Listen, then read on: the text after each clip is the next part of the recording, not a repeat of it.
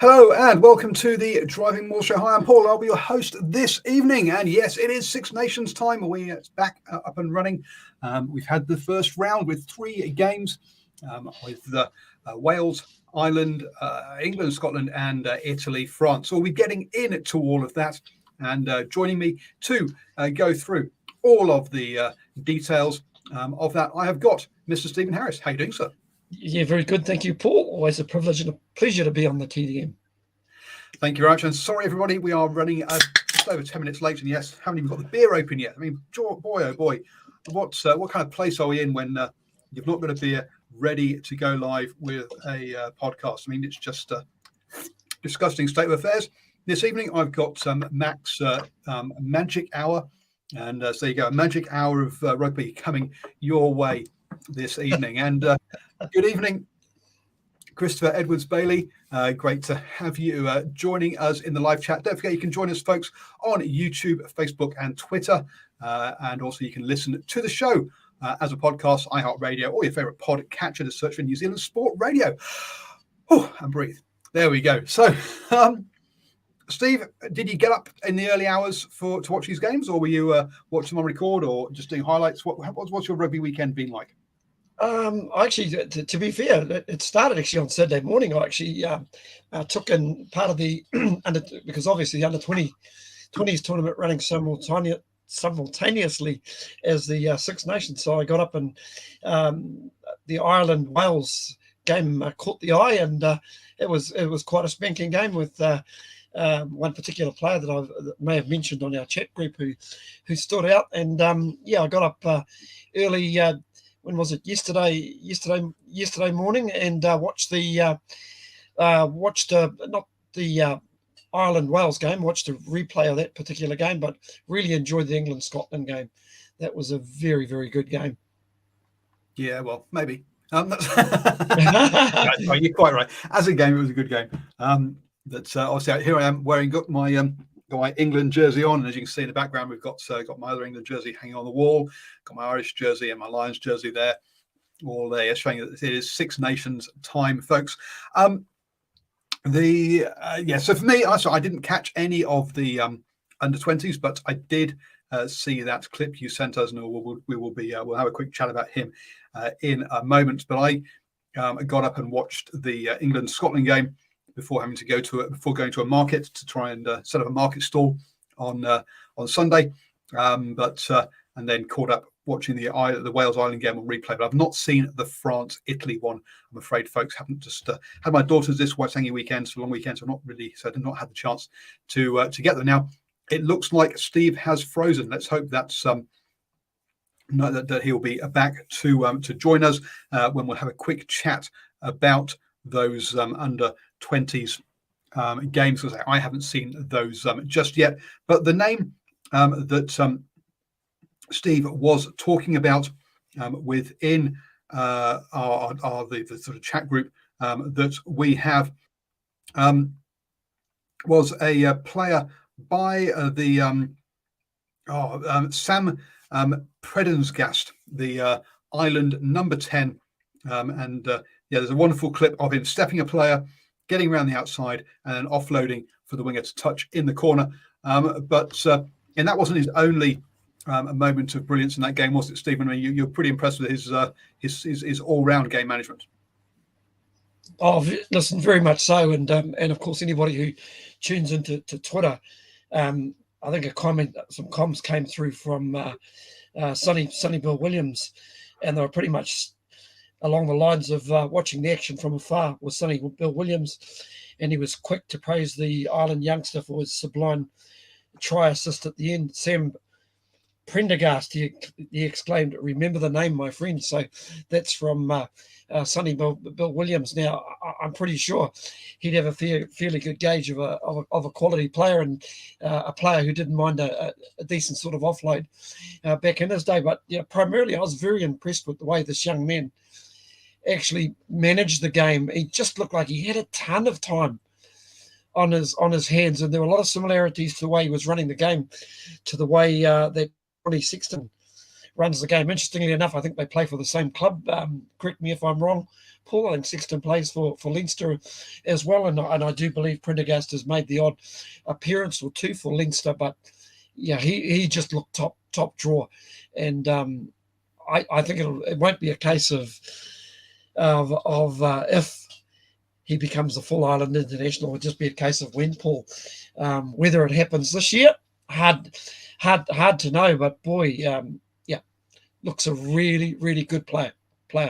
It does now, and this is one of those things where I've just been listening to a cycling podcast as I drove back from dropping my daughters back at their mum's, and one of the things they were talking about is a cyclist called Peter Sagan, who is coming towards the end of his career. He's announced his retirement at the end of the season. And one of the points he said was, look, if you said back when he came out that he wouldn't win a certain race called Milan-San Remo, you'd think nuts, because he was designed for that race. He was a 3-time world champion. He's a fantastic rider, but he didn't win that particular race. And even though back at the start of his career, you'd have said he will win that race. So we need to be a bit careful when we're looking at young players who go, okay, they will do this or they will do that. They have the potential to. And obviously, and he looks like he's got all the skills to do so. But an injury or just bad luck can or get in the way, or even just another player coming through who's even better than them can also happen. But yeah, I see Stephen's gone and put his colours to the mast there and said that Prendergast is going to rack up a few Ireland caps. Oh, listen, he's, like I say, always the class. Basically the class of the player is how much time he's got, and this kid's got a lot of time. In fact, it was actually a really good contest, and it basically kept me engaged. I mean, Wales scored a couple of outstanding tries, but you always felt that Ireland, when it came down to it at the end of the day, with Prendergast running the ship at first five, Gleeson number 8 looked a very good player as well, and they came away with the win, 44-27. But there was another spanking contest going on at the same time, and I didn't see this game, but I flicked over just in time to see England under 20s getting the victory over Scotland under 20s by 41 points to 36. Of course, that game between Ireland and Wales, 44-27. And we spoke about the rise of Italian rugby, and we'll get to their senior team. But once again, France under 20 getting the victory over Ireland under 20, and really it just came down to a missed penalty by the Italian kicker in the last minute. So you can just see how close that under 20 competition is. And with the under 20 comp up and running again. Just to round that off, France beat Italy 28-27. Yeah. So a very, very close one there, folks. Oh, yeah, very, very much so. And that's kind of one of the advantages of having the Six Nations competition earlier in the year, Paul, because once these teams, I do believe the under 20 tournament is up and running again this year. I believe it's in South Africa this year, 2023 and 2024. Boy, what a heck of an advantage to go into that when you've had 5 decent games under your belt in the under 20s Six Nations. Yeah, exactly. And this is one of those things that that gives the Northern Hemisphere teams an advantage, is they do have this structure for the under 20s that have regular games. I couldn't name. I mean, the New Zealand under 20s. Well, they'll play Australia. They might play one of the Pacific Islands in some sort of Oceania triple header kind of thing. Maybe ahead of a rugby champion, ahead of a World Rugby under 20s championship, if they're lucky. But that's the only time they do get to run out. You're quite right. The next 2023 and 2024, both tournaments are being held in South Africa. Interesting, it's back to back in the same countries, obviously cancelled for 3 years due to COVID. But it's a similar thing we've seen on the women's side as well, is by having that women's Six Nations, the women's teams in Europe, obviously England, Ireland, France, Wales, Scotland, and Italy, have had a massive advantage over the Black Ferns and the Wallaroos, etc., because they just don't have regular games, and they just play a lot more. They get more opportunities to play. Now, that's been rectified on the women's side with the Pacific Fours that's been stood up by World Rugby, but we don't have that similar. Or I'm not aware of match hardened. That's the way to. Very, very right, Paul, Stephen. We don't have that similar sort of structure for the under-20s, and I think if you think like your Fiji, Samoa, Tonga under-20s got to play regularly against the Wallabies under-20s and the Junior Blacks, you imagine how that would be help set up and prepare those players for their for the senior international side with that extra experience team. Oh, it would be huge. Like you say, normally New Zealand, Australia, they'll invite a Pacific Island team. Usually it's Fiji or Samoa. Will go across to the Oceania tournament. Now, to be brutally honest, I don't know. I don't know if it does either Australia or New Zealand any favours in that game with respect to those two unions. And you find that the 20s will basically waltz on back to New Zealand. They'll have a couple of hitouts against teams that are thrown together. The odd NPC team. And to be honest, it's really, I just written now our private chat, just really getting that match hardened play against teams that have got very, very good forward packs. A lot of the players are involved. We spoke about this young first five. A lot of these young players are all involved in professional academies. So boy, they've definitely got a leg up. Yep, absolutely. Which is a bit of a surprise actually, that if you think that and obviously we've missed out the last 3 years, which is part of one of these things. But in France won the last two before that in 2018 and 2019. New Zealand won it before then. England, New Zealand, England, South Africa, New Zealand. Is kind of how it's kind of gone. So surprisingly, we don't actually see Ireland made it to one final in 2016. That's the only time into the top four. Wales 2013 made it to a final, but again, it's rare, few and far between these teams are making it at that kind of level. So yeah, you would do with that extra match hardening, with those academies in place. Ireland should be doing better as really when it comes to that annual tournament. But that's just going totally off track, which is fine. Happy to do so. But let's crack on then and talk about the senior games on the men's side. So first off, we had Wales versus Ireland, and as what's the word I'm kind of looking for here? As a contest, this was over very, very quickly, with Ireland scoring of tries after the second minute, 9th minute, and then adding a penalty after 19, and another try on 21 minutes to mean that they were leading. I think it was 27-3 at half time. But basically, this was over as a contest after 10 minutes.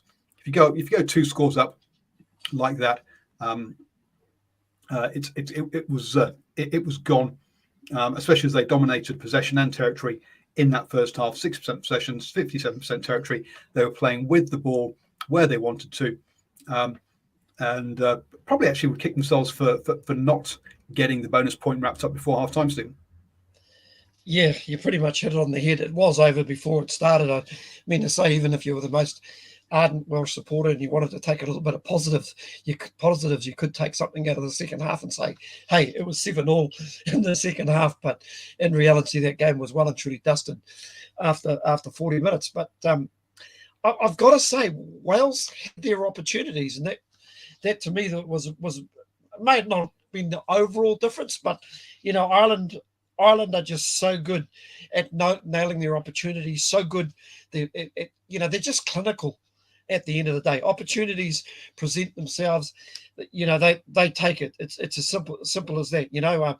Once again, Wales, they had an opportunity to, they probably could have scored a try. And if they'd scored a try, they could have brought it back to 17-10 after 19 minutes. Unfortunately, the pass found the gleeful arms of James Lowe, who bolted 60 metres down the field, and they were pretty much broken from there out.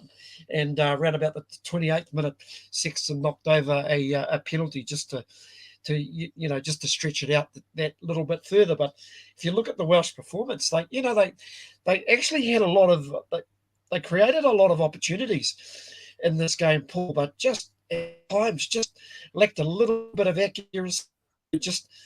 forcing the pass at the wrong time. And I think for them that would be the real disappointment. I looked at some of the stats from half time, and in that first half, 85 meters, but a lot of those were basically long range stuff. But you look at actually killed them. They offloaded it. They had about 5 offloads compared to Ireland's 1 offload. And then there were the other thing that hurt them as well was the 9 penalties conceded against 5, and that was pretty much at half time. And if you look at the number of carries, Ireland with a lot of carries, but that's not to say Wales didn't have their opportunities in the first half. They could have had 2 or 3 tries themselves, but they're playing against an Irish team that's just clinical at the minute. And it seems to me, even though they had a couple of late withdrawals, it just didn't seem to affect this team. It's not bad when you can pull Jamison Gibson Park out, and you can send in Conor Murray, who's got so much experience in this Irish side, and that pack works really, really well together, and complemented by their World Player of the Year, Josh van der Fleer, who very good game with a try right at the end. Yeah, I mean, Wales also had the disruptions with Halfpenny pulling out, Liam Williams in there as well. Both sides had late either during the week or actually on match day itself. But you're quite right. Opportunities. Both sides had 6 clean breaks. Whereas if you look at Ireland, 8 turnovers, whereas Wales turned it over 14 times, which shows you that they weren't clinical. The number of scrums, obviously, these come mainly from knock-ons. Wales had 4 scrums, so Ireland knocked on about 4 times, whereas Ireland had 9 scrums. So twice as many kind of knock-ons as well. So yeah, as you say, so maybe not the doom and gloom around this Welsh side that that maybe we're going to get from this result generally, and saying, oh, Gatland can't do it. But if you think about, look, Gatland's only had what I think you're saying 12 days with this team. Things like the timing of those runs, those passes will start to stick more. If they, as they get more time together, as they learn the attack patterns that Alex King is trying to put in place. So, perhaps not as much doom and gloom around this Welsh team as the result would suggest. I mean, 10-34, it was a drubbing. It was a very, very comfortable win for Ireland. Now, did they? The only issue for Ireland is they didn't really push on to create that big score they could have done. Right? They didn't get that bonus point try until the 73rd minute. When you got 3 tries in the first quarter of the game, and you're 3 scores up, you shouldn't spend the next 3 quarters of the game to get that one single try, right? So I guess it's a wonderful start by Ireland, very clinical, but perhaps didn't kick on as well as Andy Farrell would have liked them to have done. Yeah, I'd go along with that, but I'd also say it was the first game of the championship, and this is an Irish side that's really, at the end of the day, only going to get better. I kind of look at this Welsh team, and it's got a bit of a Dad's Army look about it. I know it's got a lot of experience, but you spoke about Halfpenny being there before, and I just wonder. And we'll get to some of the other sides, the Scotlands and the Italian teams. When you chuck in a little bit of youth, it just brings something a little bit more exciting to the team. And I just wonder for Wales if they've relied on too many of these players for too long, or as I basically said in our own personal chat, is it a case of have a look at where their club teams are, where their standing are in Europe at the moment, and you don't see them sort of challenging the top teams when it comes to Europe or European Cup status. Yeah, but they've been like that for forever, and yet Gatland still could get results for them at the national team level. So I do think there's more upside to this. The other thing that this does tell us though about Ireland is, look, there was lots of points about them. They didn't have the greatest November. They may have got the results, but didn't have the greatest performances in November. But they got the results, which was great, and that led to a lot of people saying, "Oh, Ireland have peaked. Oh, they peaked too early for every World Cup." I think the answer to that is, if they have done, They haven't dropped down very far, mate, and they're going to be. And they're going to be. They. I don't think they've peaked. I think they're still in a very good place. So yeah. So don't worry about them having peaked per se on that one. Mark Dunphy, as an Irish supporter, Ireland stopped playing after 27 minutes, then woke up at 70 minutes. England weren't bad. They just missed some bad tackles, especially in during Van der Meer. But France were ill-disciplined. Well, we'll get onto those games as well after them. What is Christopher? What is Wales' easiest game left? England at home or Ireland away? Oh, ouch! Ouch! Ooh. England at home. God, dear. Oh. We'll have to wait and see. That's not. Italy clearly it would be expected to be their easiest game. Jeepers, an Englishman putting the knife in? Nah. I'm not happy about this one at all. On this one. So not so. Yeah, winning Scottish try was a wonderful team try. Running the ball back from a kick into 22. Is this the way of Test rugby now? Well, we'll get on to let's move on to that England Scotland game then. And to my mind, it started off. I mean, this. We'll look at some stats later comparing the games, but this game had the most number of kicks from hand out of any of the games. We had 79 kicks from hand in this, so basically a kick a minute in this game. Compare that to the Wales-Ireland game where they had 54 kicks, and Italy-France where it was 51 kicks. So I'd say so not surprising that that kicking and kick returns were the thing that has come up and been mentioned quite a few times now. But and that's off basically in our private chat and here in the comments. But England initially were winning that kicking duel by kicking down the middle and by having a howitzer of a boot at the back there, and were out kicking Scotland and winning that kicking duel. I think when you look at Duhan van der Meer's try, for example, the kick didn't go down the middle; it went to one of the sides. And I think probably Scotland probably adjusted, and England didn't adjust properly with their kicking or didn't keep the proper kicking strategy, and we saw the kick returns starting to hurt them. But it was a tactic that initially worked, but then came back to bite them, Stephen. Oh, absolutely. Yeah, and the crazy thing about that, if you looked at the halftime, at the halftime stats, England had made 430 meters to Scotland's 241 meters. They basically 76 to 43. So all the stats were in their favour. Not much difference between the offloads. Not much difference between the penalties conceded. But the other key one, England had only made 58 tackles, missed 9, where Scotland had made 123 tackles and missed 9 in the first half. So, despite all their kicking, both teams were giving it a crack, and there were some beautiful offloads. And the way that the game started, boy, it just kept you engaged straight away. Yeah, to me, there's 2 points in this one. England only had 2 clean breaks all game, whereas Scotland had 6, which I think shows that England's attack couldn't find a hole in that Scotland defence. Now, the Scotland basically said, "You're not coming through the middle. If you want to beat us, you've got to go around the outside." And they did that for that opening. They did that for at least one of their tries. I think perhaps 2 of their tries. Max Malin's tries were around the edge from memory. So they did manage it a couple of times, but not often enough. Whereas England clearly had not got their alignment, had not got their the defensive structure right, because they had far too many holes in the middle of the park, which is where Scotland made those breaks. Duhan van der Meer through that on that kick return, it was up the middle of the pitch. It wasn't down either side. They hadn't forced into the sideline. They didn't use the sideline well, and England had too many spaces in the middle of the park. Now, hopefully, that's from an English point of view.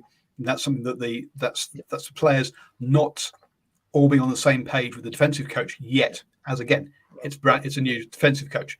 But I was about to say, there's probably 4 players in that movement who will probably look at the video session whenever they sit down and look at a video, and they won't be very pleased at what they saw. I mean, to say Joe Marchant coming back into the team missed a straight first tackle. That was the first one. Then the fullback Stewart, who in the main had a pretty good game, had a pretty solid game. He was easily beaten with the step. Then Portfeld was beaten with the step, and then the last guy that could have got it was Don Brandt, the number 8, and boy, just got his tackling height, went high on a big guy and got unceremoniously shunted.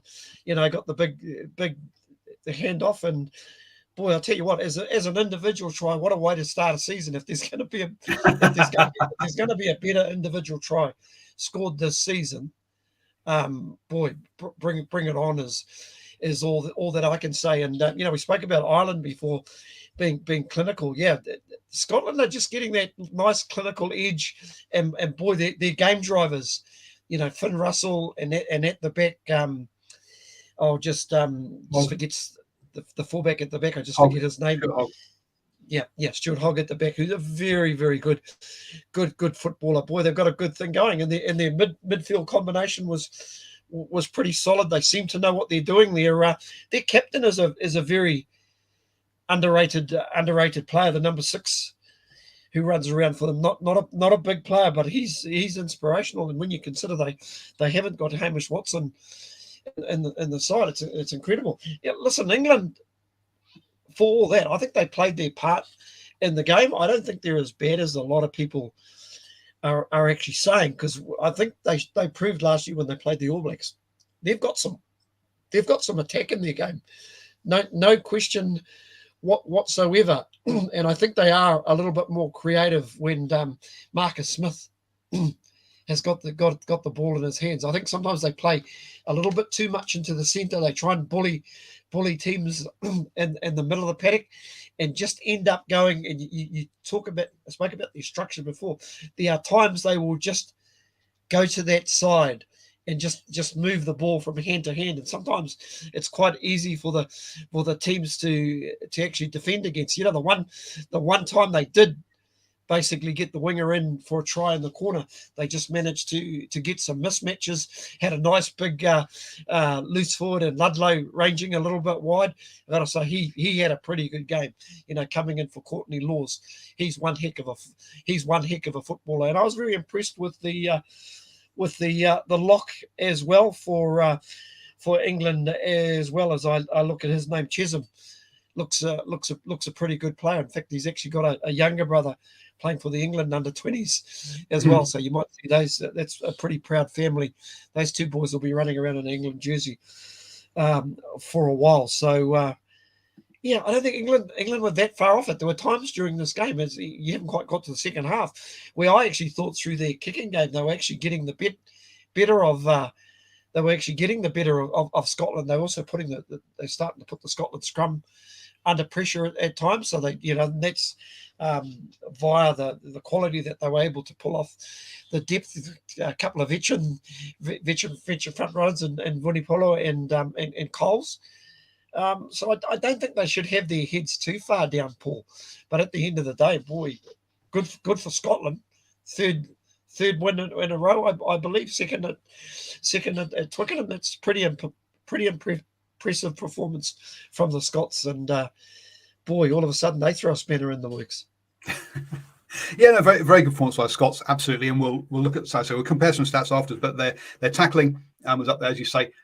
England missed 25 tackles from 126 attempts, whereas Scotland missed 22 tackles, so less tackles, but made 236 attempts, so nearly twice as many attempts, but actually missed less tackles. So fantastic defensive piece by Scotland, and then they also made more clean breaks as well. So despite having to play the majority of the game, 71% of the time in their own territory, so they were under the cosh, or having to putting a big defensive shift in. Having to play from the wrong part of the pitch and stuck in the game, and stopped England from doing things. I mean, England's day when you've got someone like Owen Farrell, the third highest point scorer in Test match history, missing missing kicks at goal early on, and that was like, oh wow, this is not usual from him. A couple of Don Brandt, who you brought up there. Look, I think he had a poor game. Clearly, he's been brought in to be the runner out of those 3 Lucy's. When you think that he made 13 runs, actually Ludlam also did 18 runs, but Don Brandt's clearly in there for his running 13 runs for 24 meters, but he knocks it on at least 3 times.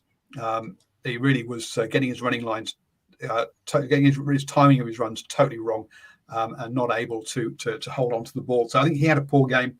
And then about the having Farrell, Farrell was often at first receiver and would very quickly pass it to Marcus Smith. So they're playing.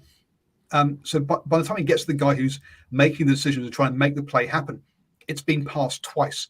Now, and it's obviously gone back quite a long way to give him space to do what he wants to do. I'm not sure that's a good tactic when you've got such fast defenses nowadays and such fast line speed, to lose that much space. So I think the jury's out on England's attacking plan at the moment and how they use their 10-12. Paul, what I do like about Marcus Smith, he holds the ball out in front of him when he actually decides to take on the line. He's not, he's always prepared to an inside runner. He's got a little bit of footwork. He's got some pace. Well, I mean to say the kick, the cross kick was just, that's good. That's good vision. He's shown that he's actually got vision. So although, they probably barrel in there from a goal kicking aspect. So you're right. It is a bit of a predicament we got. I actually like what you said, that when Farrell's that first receiver, it limits the time that Marcus Smith has actually got with the ball, and it gives the defensive line a little bit of alignment or more time to put line speed pressure on, and it's definitely something for Coach Steve Borthwick to think about. Yeah. Now, look, this is not a criticism of Farrell. Okay, this is not his call. This is the attacking coach's call as to what structures and how they want them to play. Right. So before people sort of mouth off and say, I mean, not surprised we said that Farrell needs to join the coaching staff and let Smith run the show.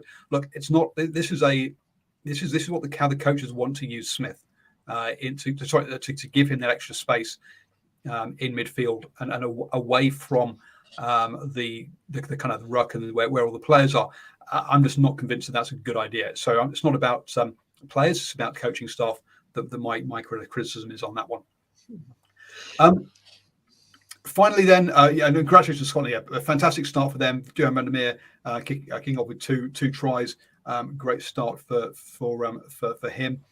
Really interesting to see Hugh Jones come in at 13 instead of Chris Harris, the more defensive-minded player, whereas Hugh Jones has been considered a kind of attacking player at 13 and someone who's perhaps defensively susceptible. But interesting for that change there with the British and Irish Lions, Harris on the Chris Harris on the bench. Good to see that Russell and Townsend have sort of fixed their tiff, and he's actually getting to play as well. So great, cracking game by Scotland. Well done. The final then game of the weekend was Italy versus France. Now this is one I haven't unfortunately had time to see, having had my daughters this weekend. But look, I think a lot of us are very surprised to see. I was surprised to see how close this game finished. France only winnings have won 24-29, so a 5-point victory there in this one. Stephen, you've seen this one, and I think you mentioned that. Or actually, no, it was when I was talking about Archon earlier. That with 20 minutes to go, Italy were leading this game, and really managed to stick in it, even though they did miss 37 tackles.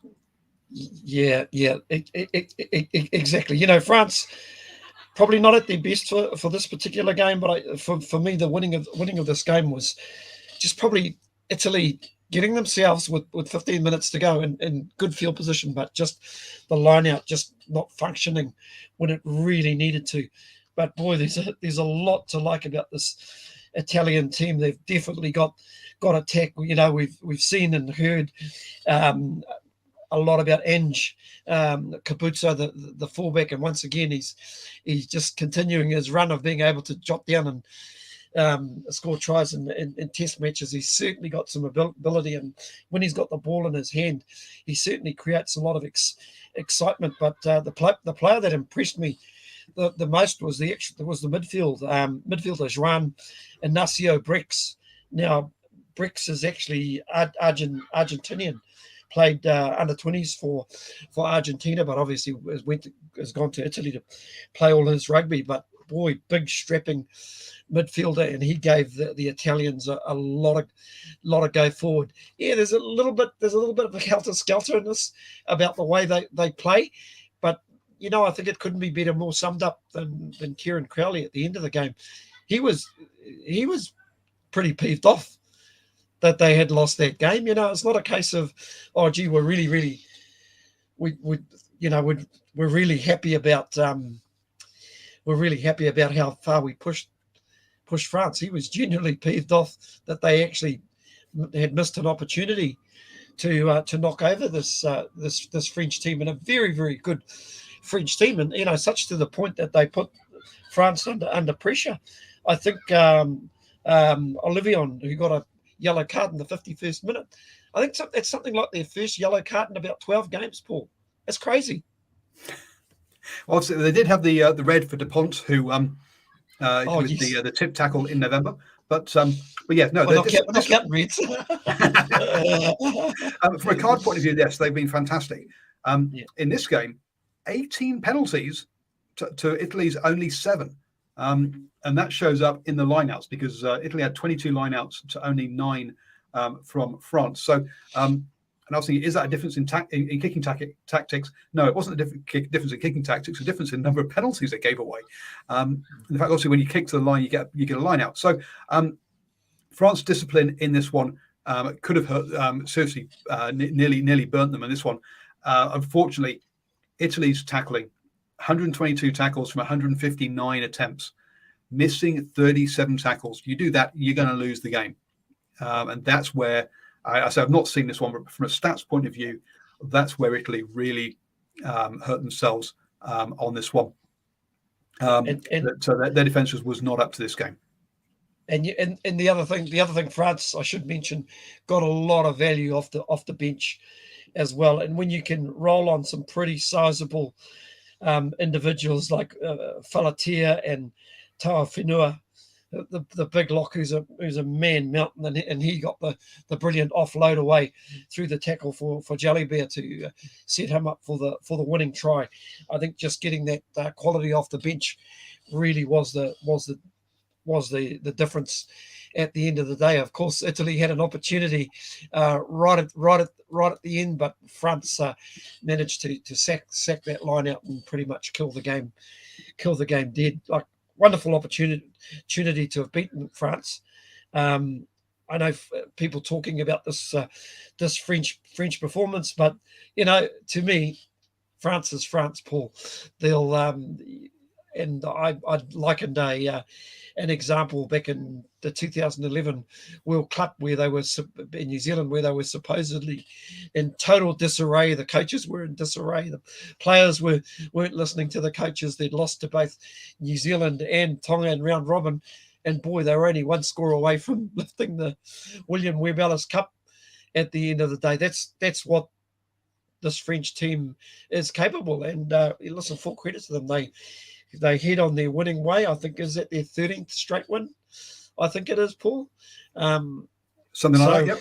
Yep. So, winning breeds confidence, as they say. And they've got some quality players. The other real difference I thought between the two sides was in the halves, Dupont and Intermark, where Italy with the two guys, Tomasi Allen. I think that's just one area. Allen and Varney, the first five, a halfback combination.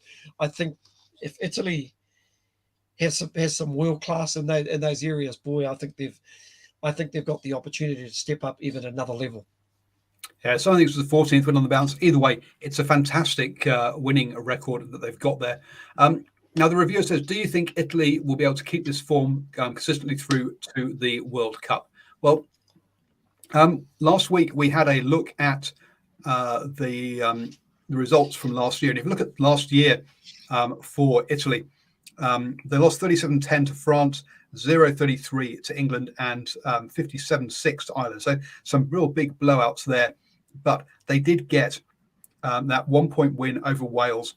So a couple of good wins, a couple of wins that you'd expect to get over Portugal, Romania. Lost to Samoa, lost to Georgia, but beat Samoa comfortably.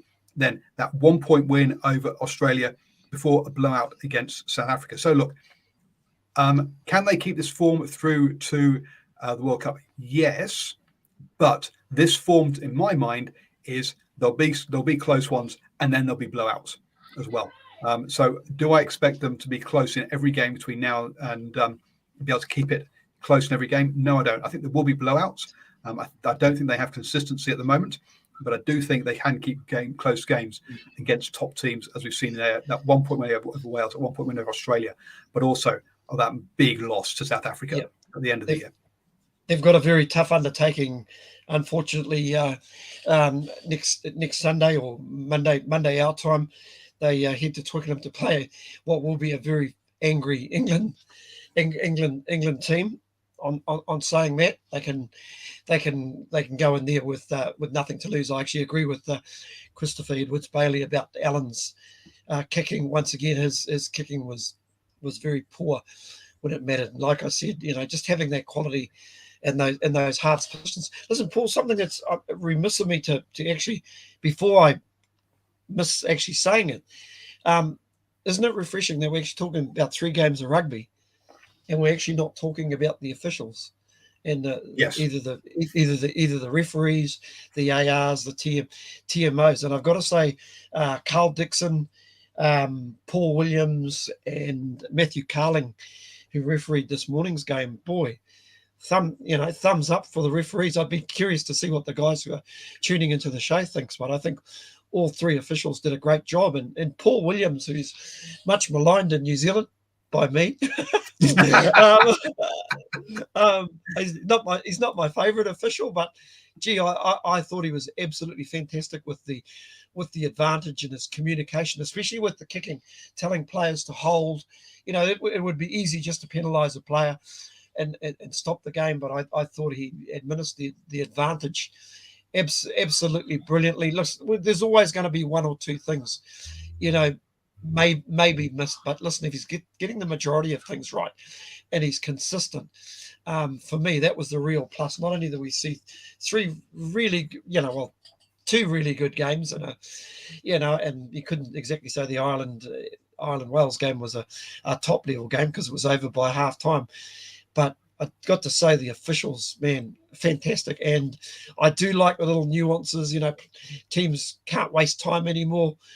Paul, they've got to get the ball in. There's no mucking around. The clock's being stopped appropriately. So there's a lot to like. And I think there is the opportunity though for teams to maybe utilize the 50-22 a little bit better, because kicking, I don't care what anybody says, but kicking is still an important part of the modern game.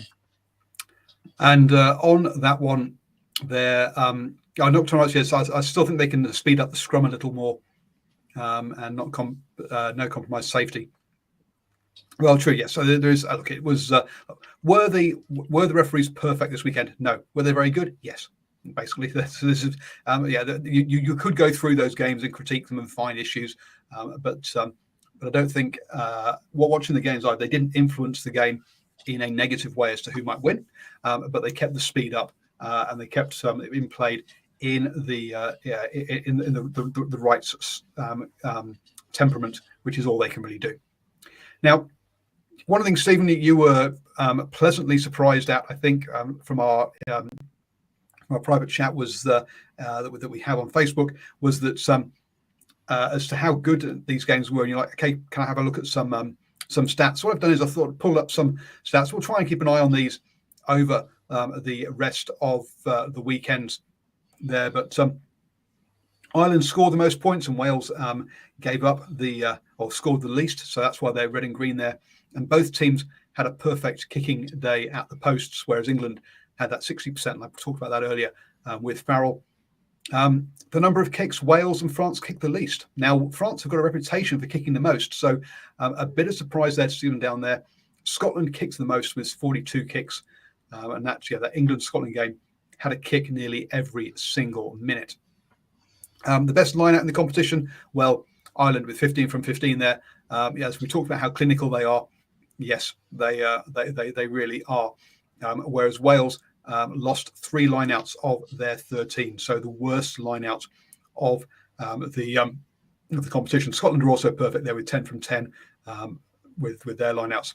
Offloads, France leading the way there. Wales also with quite a few. Interestingly, Scotland with the least. But also, and yet they had more clean breaks, line breaks. So the most line breaks was 6. Also, Ireland there with only 5. So again, the bottom end of the offloads, but six line breaks. Why? That's because they rely on not offloading, but on quick ruck ball. And hence the positioning of players is different because the players are in a different position there to try and clear the ball and get the ball away from the ruck quickly. And whilst I wasn't really following that or see that stat for Scotland, I'm assuming something similar for them. England, only 2 line breaks. Need to polish up on that one. Italy, 3. Again, their problem. Now, the stat that tells you who wins is missed tackles. If you look at the 3 sides that lost, they missed the most tackles in each of their games. So currently, that's the stat that's the most leading one as to who will win or lose the game there. The most tackles and the most kicks, which shows you there was a lot of game going on in the England-Scotland game, were there. Sorry, most and least ones. Scotland had to make 214 tackles. That's not a good thing. England controlled the ball well. Only 101 tackles have to be made because they had the ball, controlled possession, but they couldn't turn it around to be the win. But yeah, Stephen, any sort of stats there that jump out at you from that? Yeah, missed tackles at the end of the day. It's just that stands out, and both for Italy and Wales, and it probably personifies where their ranking is in this competition at the minute, Paul. They will have to improve big time. After the first round, the Scots. I don't know if we should be pleasantly surprised with that, because that's their 3rd win in a row against England, and boy, they played such a good game against the All Blacks. And let's not forget, they actually put the Argentinians away very, very comfortably in their final game of the autumn series as well. So I'm going to be very curious to follow this Scottish side. They're just playing a really good brand of rugby, and I've got to say at the moment, it pains me to say this, Paul, but boy, it definitely is the best international rugby running around at the minute. Wow, there we go. Just reminder, folks, that last year Scotland beat England 20-17, but then went on to lose to Wales the following weekend, and to France, beating Italy 22-33, and then losing big time to Ireland 26-5. So a good start by Scotland, but they do need to follow it up next weekend. Next weekend, at 3:15 a.m. on Sunday, we've got Ireland versus France.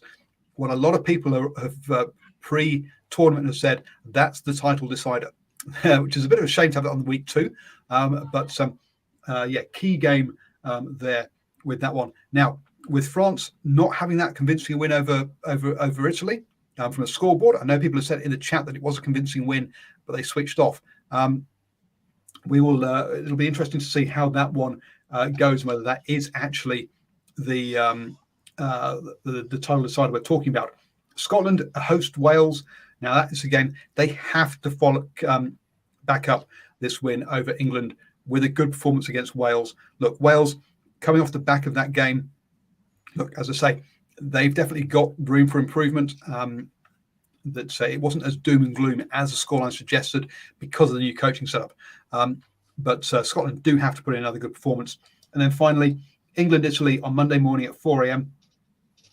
As you mentioned, Stephen, hard task for Italy to go away to England, a team they have never beaten, and a team and going to a place that's going to be a very upset England. But again, in England, that off the back of that, they know basically two big things here. You've got a new defence coach, so hence they need to.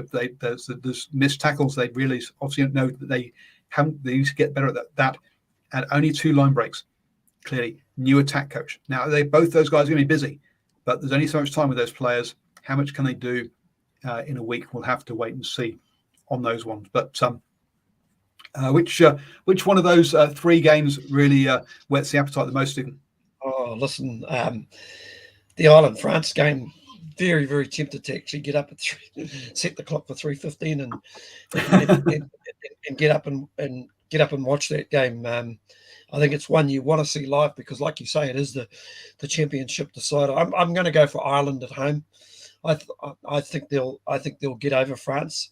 I think they'll want to get up for this game. I think Scotland to carry their form against Wales. I think they'll want to make a real run at this, and if they can get a second win under their belt, I think it'll be perfect for them because I think they're going into week 3. I think they head to France. Yes, they do in the 3rd round of the Six Nations, and of course England to bounce back against Italy. But you know what? I think it'll. I don't think it'll be one-sided by any stretch of the imagination. Yeah, I think I'm with you there on the fact that it's we're going for 3 home wins next weekend. I think is how it is going to pan out. Now, I got one of my predictions wrong this weekend, folks. I had England beating Scotland, so that TAB bet it didn't bring back much money. I will tell you. So, but there you go. That's we're on the same page there. I'll see if Steve and I are both up. Perhaps we might be able to do a post-match reaction straight after the Ireland-France game. Who knows? Just keep your eyes up, folks. That might happen on that one because you say that looks like the key game of the championship. Thank you very much, Stephen, for your time this evening. It's been an absolute pleasure yet again. And folks, we'll be back at 8 p.m. on Monday evening. I won't have to be ferrying kids around. We will be on time. Don't worry. Next week. So have a cracking week. Enjoy the Six Nations, folks, and stay safe.